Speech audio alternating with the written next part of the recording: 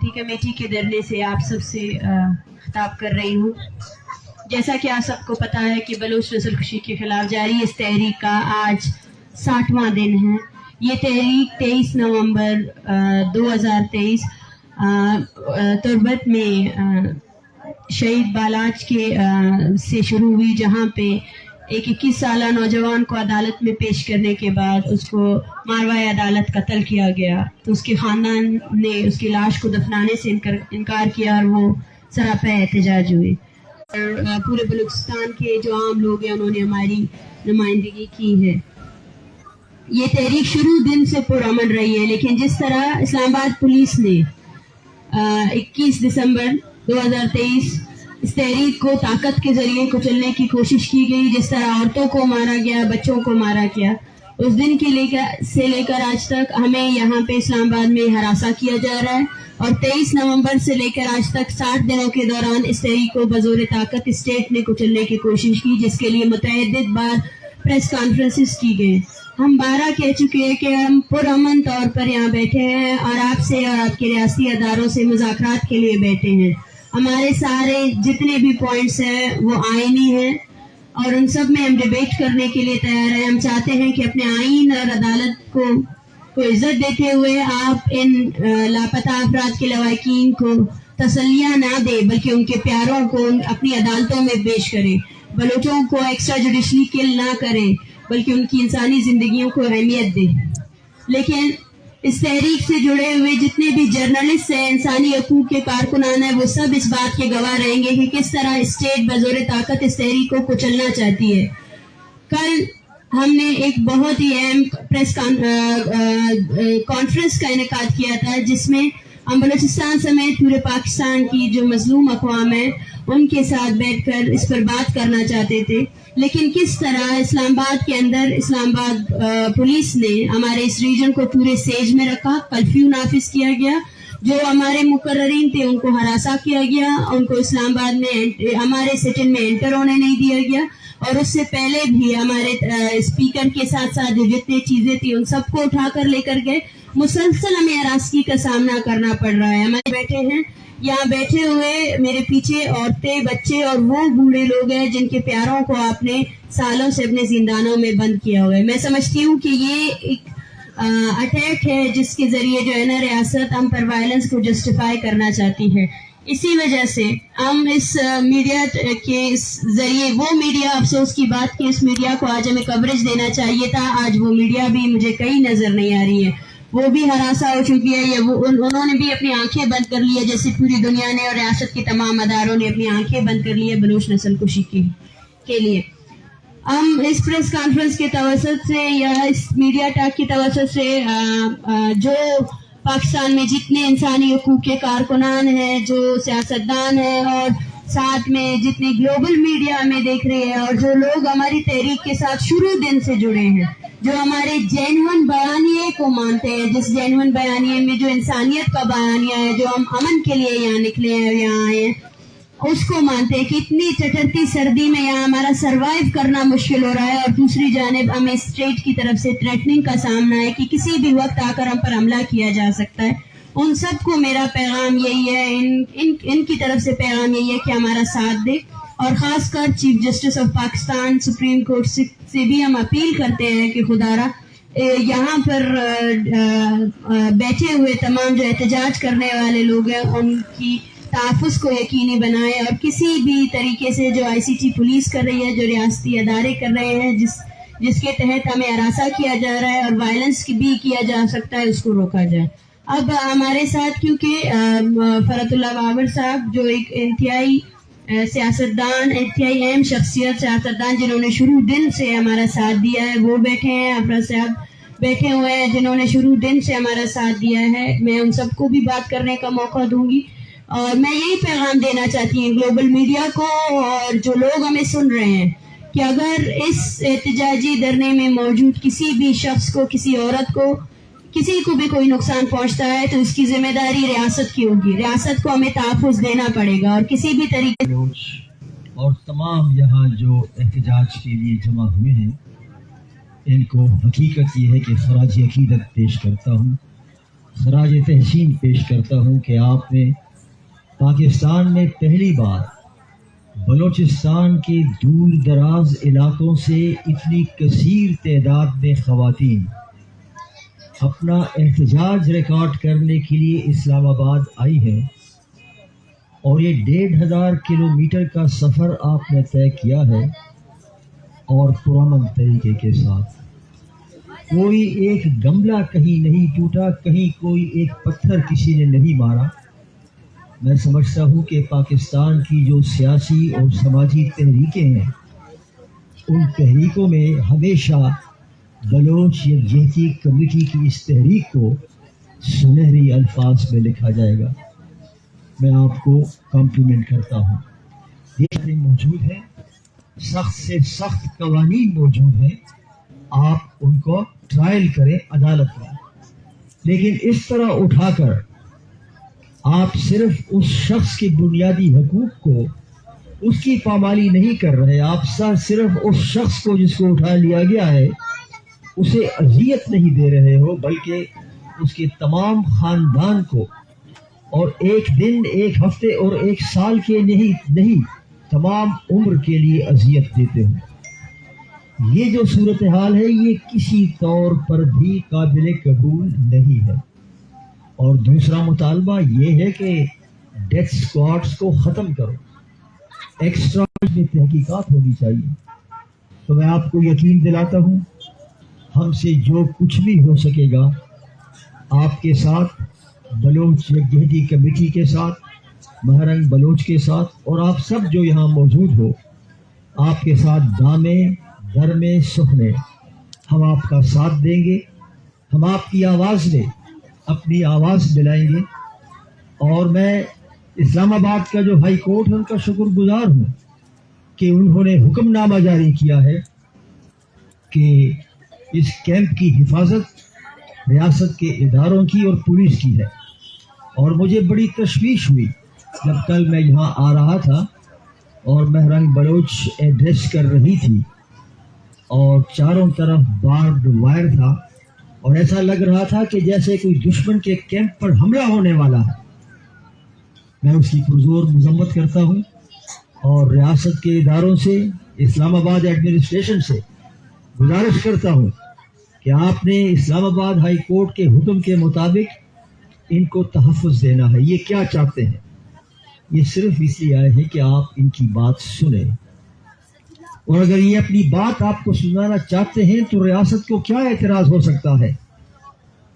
کیونکہ مسائل کا حل تو بات چیت کے ذریعے ہی سے ممکن ہے۔ اگر بات چیت کے دروازے بند ہو گئے تو پھر ایسا آتش فشاں پہاڑ خدا نہ خواستہ پھٹ سکتا ہے جس کو کنٹرول کرنا پھر کسی کے بس۔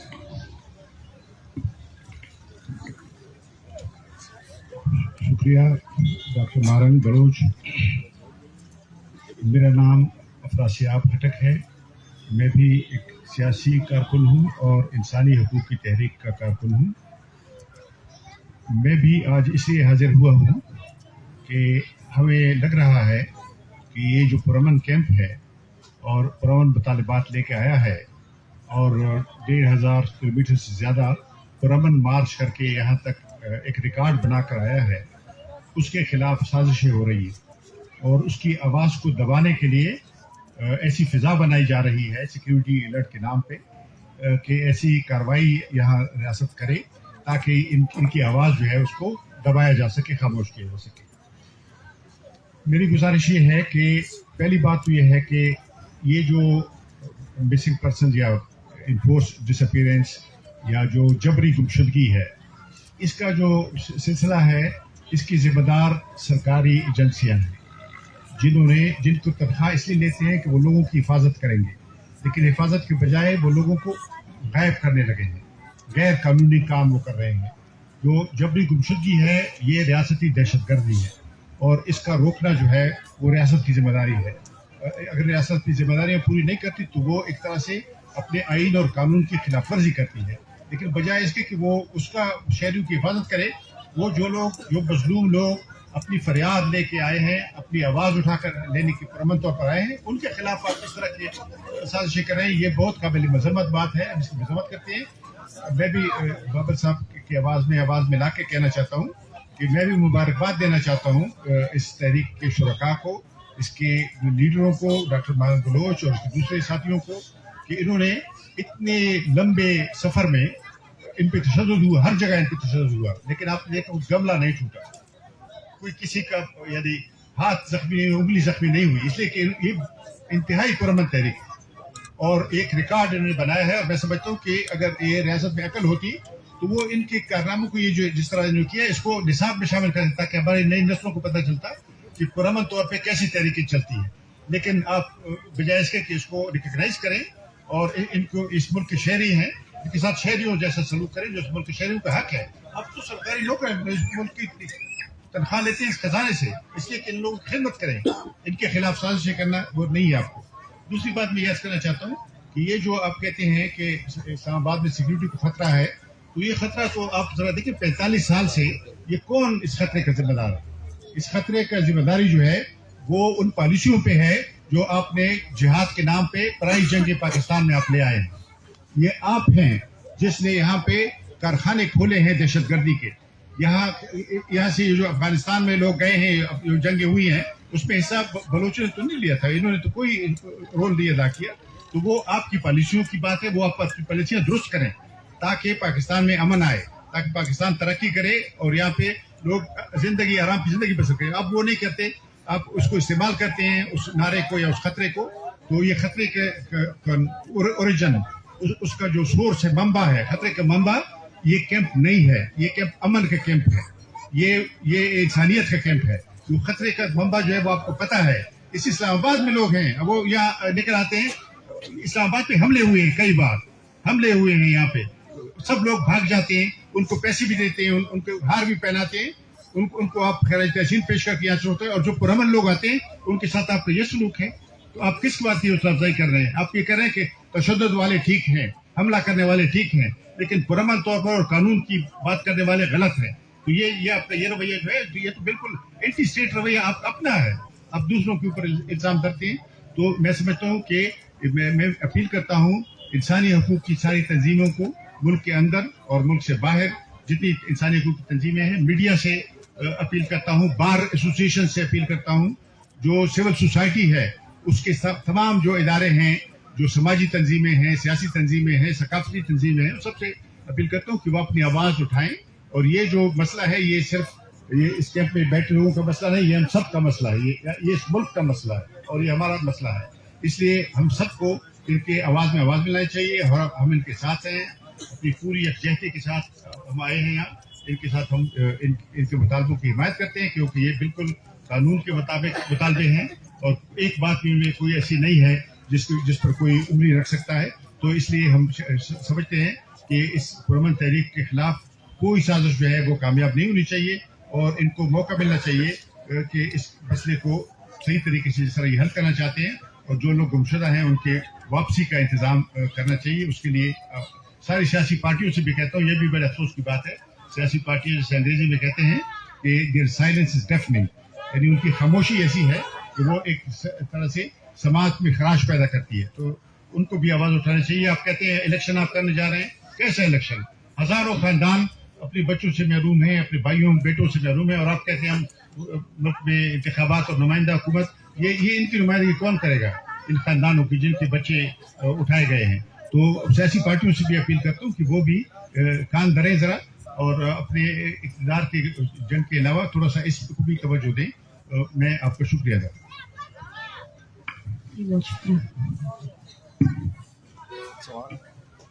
अच्छा मारंग, ये जो पाक ईरान जो तनाज़ा चल रहा था उसके दौरान आपने एक पीछे प्रेस कॉन्फ्रेंस जो की थी, उसका एक क्लिप बहुत ज़्यादा वायरल हुआ है, जिसके बाद बलूचिस्तान से आपके जो सीनियर रहनुमा हैं जो रिप्रेजेंट कर रहे हैं हुकूमत को, उनकी जानिब से भी प्रेस कॉन्फ्रेंस की गई और मुख्तलिफ जो इदारे हैं उनकी जानिब से भी। ये आप कहना क्या चाह रही थी, थोड़ा सा वाज़े कर दें कि जो लोग वहाँ पे जो मारे गए हैं, आपने कहा एक तरफ ये जो रियासत है वो ये कह रही है कि वो टेररिस्ट थे, आप ये कह रहे हैं कि उनके जो लवाहिकीन हैं वो आपके धरने में बैठे हैं, तो थोड़ा सा इसमें क्लियर कीजिएगा आप कहना क्या चाह रही थी? देखें, हमारी पूरी प्रेस कॉन्फ्रेंस किसी ने ना पढ़ी ना सुनी। अफसोस की बात, सिर्फ 6 सेकंड का एक वीडियो क्लिप जो है ना वायरल किया गया। یہ وہی ریاستی پروپیگنڈا ہے جس کے تحت پہلے دن سے جبری گمشدگی کو جسٹیفائی کیا جا رہا ہے. ہم نے یہ کہا کہ جو سب سے پہلے آپ کو بلوچستان کے بارے میں پڑھنے کی ضرورت ہے, وہاں جغرافیہ پڑھنے کی ضرورت ہے. بلوچستان میں ایسا جغرافیہ ہے جہاں دونوں طرف رہنے والے بلوچ ہیں اور دونوں طرف بلوچ خاندان ہی رہتے ہیں. اور ہم نے یہ کہا کہ وہاں پہ رشتہ داریاں ہیں ہماری, وہاں ایسا نہیں ہے کہ اس طرف کوئی رہتا ہے جس طرح چمن بارڈر کا ہے اسی طرح ہی ایران بارڈر بھی ایسا ہی ہے پنجگور کے ساتھ جو منسلک ہے.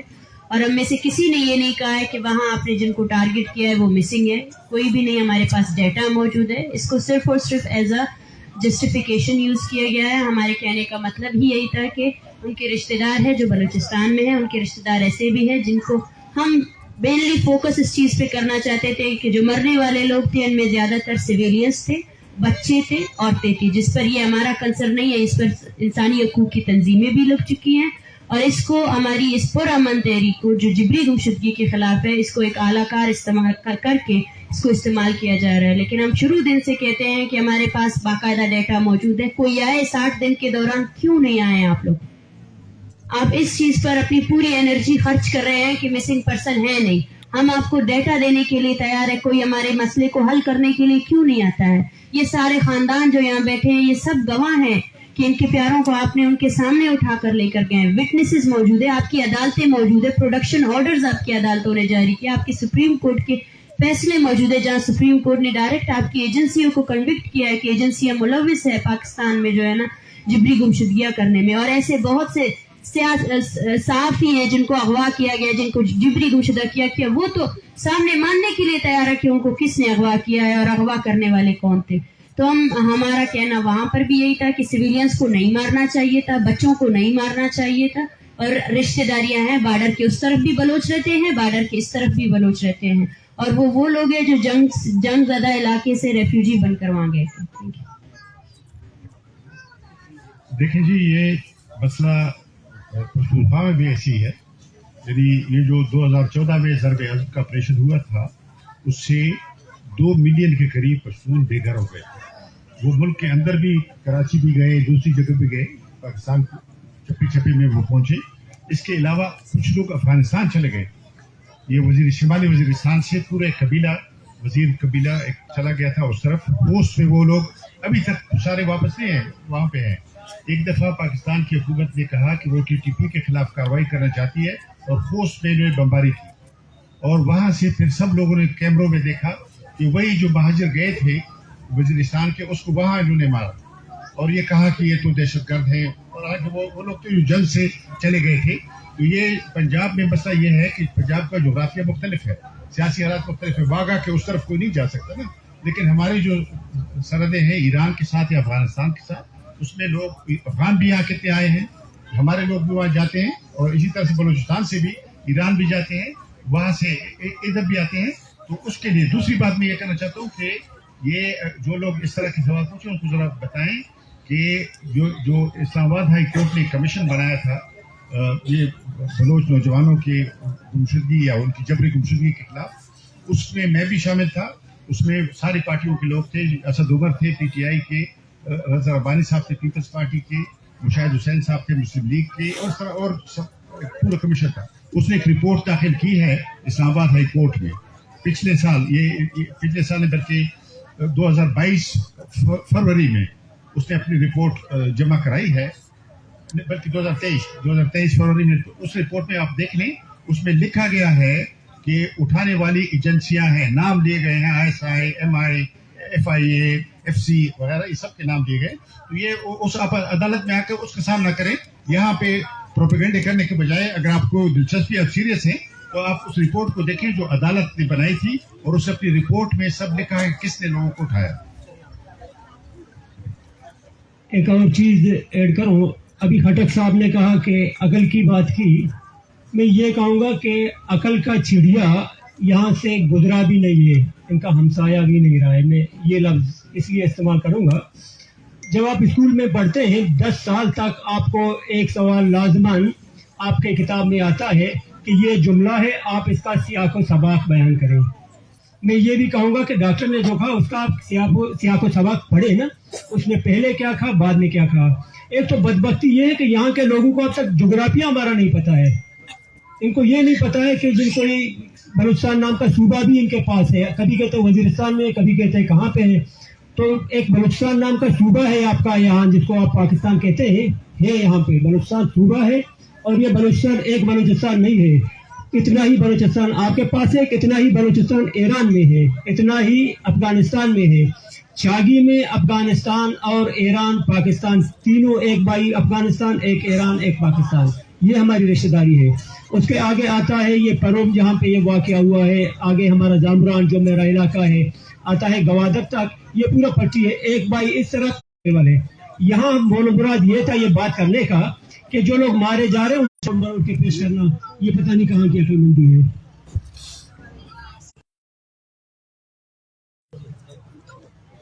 जियो सिम अपडेट हो गया था एक, तो शुरू की जो स्पीच है ना हमारा, वो जो आप दूसरे मोबाइल पे बना रहे थे शेयर कर देंगे। यार ये फिलहाल भी